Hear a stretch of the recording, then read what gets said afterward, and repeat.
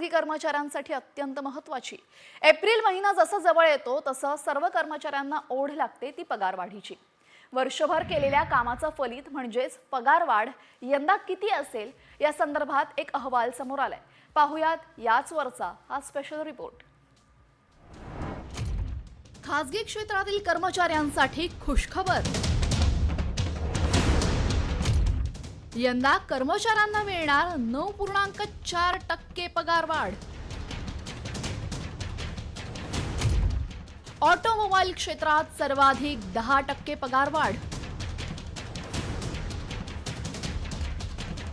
खासगी क्षेत्रातील कर्मचाऱ्यांना गेल्या 5 वर्षांमध्ये समाधानकारक वेतनवाढ मिळत असल्याचे चित्र आहे आणि यंदा म्हणजेच 2025 मध्येही खासगी कर्मचाऱ्यांना चांगली वेतनवाढ मिळेल असा अंदाज मनुष्यबळ सल्ला संस्था मर्सरने सर्वेक्षणात मांडलेला आहे। यावर्षी खासगी क्षेत्रातील कर्मचाऱ्यांना 9.4% पगारवाढ मिळणार असल्याचा अंदाज आहे।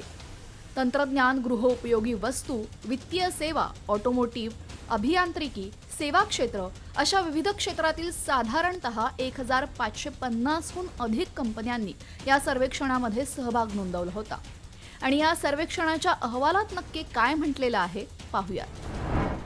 गेल्या 5 वर्षांमध्ये साधारण 8% पगारवाढ होतीये। 2025 मध्ये 9.4% पगारवाढीचा अंदाज आहे। ऑटोमोबाईल क्षेत्रामध्ये सर्वाधिक 10% पगारवाढीचा अंदाज। मेक इन इंडिया या उपक्रमामुळे ऑटोमोबाईल क्षेत्रामध्ये सर्वाधिक वाढ।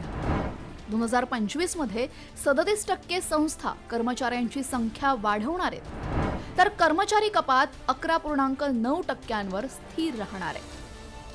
पगारवाढी सोबतच अनेक कंपन्या नवीन कर्मचारी रुजू करून घेण्याच्या तयारीत आहेत।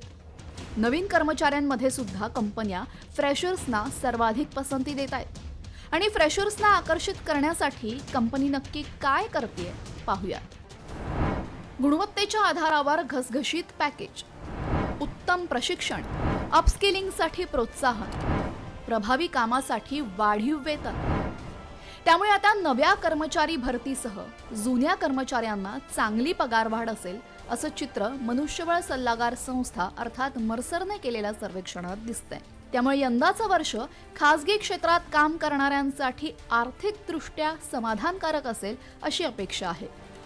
ब्युरो रिपोर्ट, साम टीव्ही।